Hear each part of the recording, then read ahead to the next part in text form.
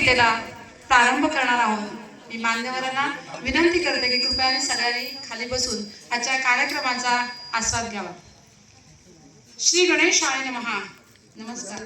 श्रीदेव रामेश्वर, श्रीदेवी माऊली, श्रीदेवी सरस्वती व श्री गणेशाला वंदन करून आजच्या कार्यक्रमाला मी सुरुवात करीत आहे.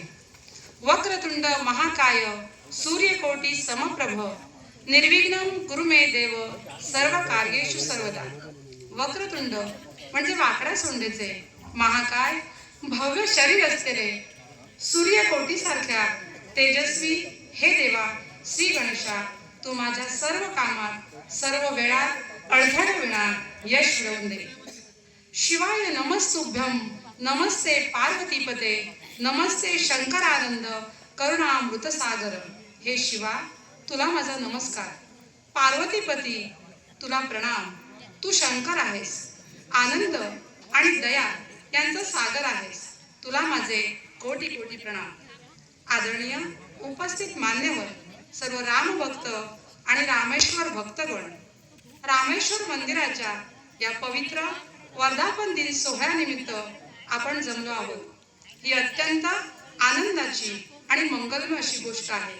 आजचा रामरक्षा पठण कार्यक्रम केवळ स्तोत्र पठण नसून तो भगवान श्रीराम आणि भगवान शिव अर्थात रामेश्वर यांच्या दिव्य नाताची आठवण करून देणारा आहे. श्रीराम हे भारतीयांचे परमपूज्य दैवत, राजा, पुत्र, पती, स्वामी किंवा बंधू कोणत्याही नात्याने पाहिले असता रामाचे जीवन अगदी स्वच्छ, पवित्र व दैदिप्यमान आहे. म्हणूनच संपूर्ण मानव जातीला आदर्शभूत असलेल्या श्रीरामाची स्तुती स्तोत्रे आपण श्रद्धेने गात असतो. श्रीराम नामाचा महिमा तर अपार अवर्णनीय आहे. राम नाम दुःखी कष्टी जीवाचा विसावा आहे, थकलेल्या शिणलेल्या जीवाचा आधार आहे. अशा या श्रीरामाचे बुधकौशिक ऋषींनी अत्यंत रसाळ व अतिशय सोप्या भाषेत लिहिलेले हे रामरक्षा स्तोत्र आहे. या स्तोत्राच्या नित्य पठणाने दुःखे व संकटे दूर होतात, मन शांत, शुद्ध व निर्भय होते.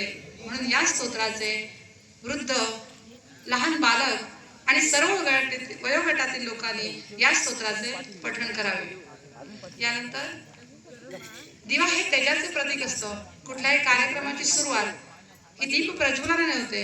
म्हणून मी उपस्थित मान्यवरांना आणि या मंडळाचे प्रमुख सन्माननीय राजेंद्र पाताळे जे चालू वहिवाटदार आहेत किंवा त्यांचे जे अध्यक्ष आहेत त्यांना मी विनंती करते, कृपया आम्ही समोर दीप ठेवलेले आहेत तर कृपया ते प्रज्वलित करावे.